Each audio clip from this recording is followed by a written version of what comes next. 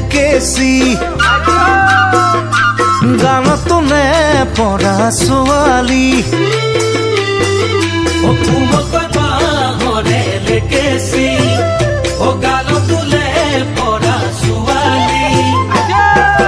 যিদিনা তোমাকে মই প্ৰথম দেখিলো সেইদিনাই তোমাৰে মই প্ৰেমত পৰিলো যিদিনা তোমাকে মই প্ৰথম দেখিলো সেইদিনাই তোমাৰে মই প্ৰেমত পৰিলো মিঠা হাঁহিতিৰে জানৈ বেকা চাৱনীৰে জগালা বুকুত মোৰ মৰম হৈ জানৈ জগালা বুকুত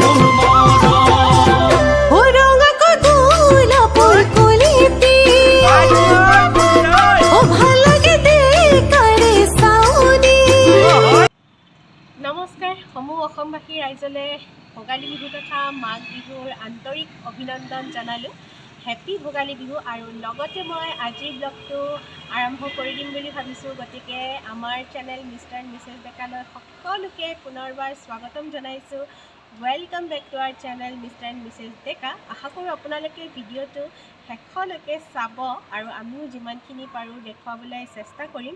আজি মাঘ বিহু ওপৰত ভাবিছোঁ অকণমান মন্দিৰলৈ যাম, গতিকে ভাবিলোঁ ব্লগটো আৰম্ভ কৰি দিওঁ আৰু আপোনালোকেও নিশ্চয় শেষলৈকে চাব বুলি আশা কৰিলোঁ। আৰু যদি ভিডিঅ'টো চাই ভাল লাগে তেনেহ'লে লাইক কৰিব, শ্বেয়াৰ কৰিব, কমেণ্ট কৰি জনাব। লগতে যিসকল নতুন আলহী আছে তেওঁলোকে আমাৰ চেনেলটো ছাবস্ক্ৰাইব কৰি ল'ব আৰু কাষতে থকা বেল আইকনটো প্ৰেছ কৰি অল কৰি ল'ব। তেতিয়াহে আমি নতুন নতুন ভিডিঅ' দিলে আপোনালোকে নটিফিকেশ্যন পাই থাকিব। তেনেহ'লে ব'লক আজিৰ ভিডিঅ'টো আৰম্ভ কৰোঁ।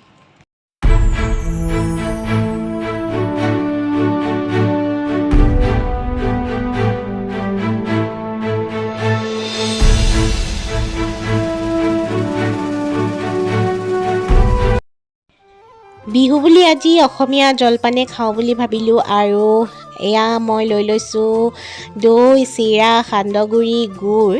আৰু যিসকল আমাৰ ৰেগুলাৰ ভিউৱাৰ হয় তেওঁলোকে জানে বাৰু, আৰু যিসকলে নতুনকৈ ভিডিঅ' চাই আছে তেওঁলোকক কৈছোঁ যে আমি কৰ্মসূত্ৰে থাকোঁ ৰাজস্থানত। গতিকে আমি অসমীয়া পিঠা, লাড়ু, সান্দহগুড়ি এইবোৰ যে একেবাৰে খাবলৈ নাপাওঁ, যিহেতু ইয়াত পোৱা নাযায়। কিন্তু আজি বিহু বুলি মায়ে সকলোবোৰ বস্তু পঠিয়াই দিছিলে। গতিকে আজি আমাৰ সৌভাগ্য যে আমি গোটেইবোৰ পিঠা, লাড়ু, সান্দহগুড়ি সকলোবোৰ বস্তু খাবলৈ পাইছোঁ বিহুৰ দিনা। সেইটো আমাৰ ভাগ্য বুলি ক'ব লাগিব। আৰু আজিৰ মোৰ জলপানৰ প্লেটখনত আছে দৈ, চিৰা, সান্দহগুড়ি, গুড়। এয়া হৈছে মাহ কাৰৈ। আৰু তাৰপিছত এয়া মই লৈ লৈছোঁ তিল গুড় আৰু গুড় বাদাম। এইটো মকৰ সংক্ৰান্তি উপলক্ষে ইয়াত ব্যৱহাৰ কৰে আৰু খাবলৈ খুব টেষ্টি হয়। এইটো বাৰু মই ইয়াৰ পৰা লৈছোঁ। আৰু তাৰপিছত আছে নাৰিকলৰ পিঠা, তিলৰ পিঠা, চুজিৰ লাড়ু, নাৰিকলৰ লাড়ু আৰু ইফালে আছে গাজৰৰ হালোৱা। গতিকে আজি কমপ্লিট অসমীয়া জলপান। আৰু আজি যিহেতু বিহু, গতিকে আজি মেখেলা চাদৰযোৰ নিপিন্ধাকেনো কেনেকৈ থাকিম নহয় জানো। আৰু এই কাপোৰযোৰ মোক দেউতাই দিছিলে আৰু কাপোৰযোৰ হৈছে নুনি কটন, কালাৰটো খুব ধুনীয়া হয়। আৰু আজি মই ফাৰ্ষ্ট পিন্ধিম এযোৰ। আৰু লগতে উলিয়াই লৈছোঁ অসমীয়া গহনা। আৰু অসমীয়া গহনাৰ প্ৰতি প্ৰতিগৰাকী মহিলাৰে দুৰ্বলতা আছে নহয় জানো। আৰু আপোনালোকে জনাব আপোনালোকৰ কেনেকুৱা লাগিছে।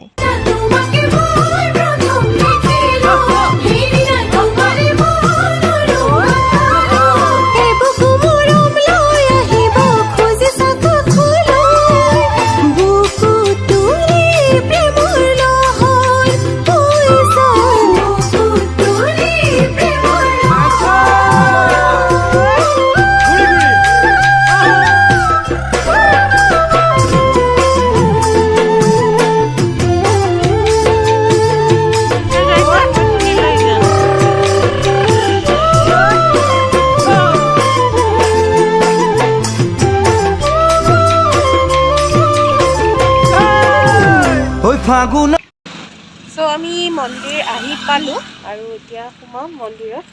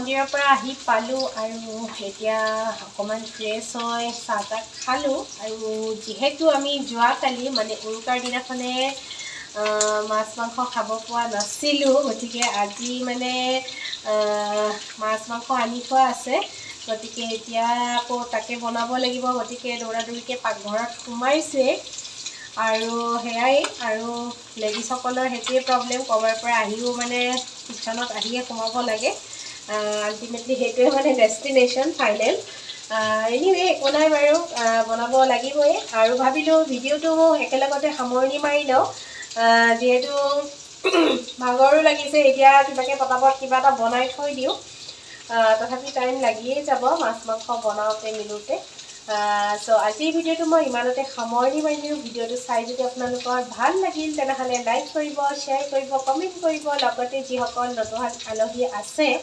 তেওঁলোকে প্লিজ আমাৰ চেনেলটো ছাবস্ক্ৰাইব কৰি দিব আৰু লগতে কাষতে থকা বেল আইকনটো প্ৰেছ কৰি দিব তেনেহ'লে আজিলৈ ইমানেই thank you so' much bye bye take care I love you all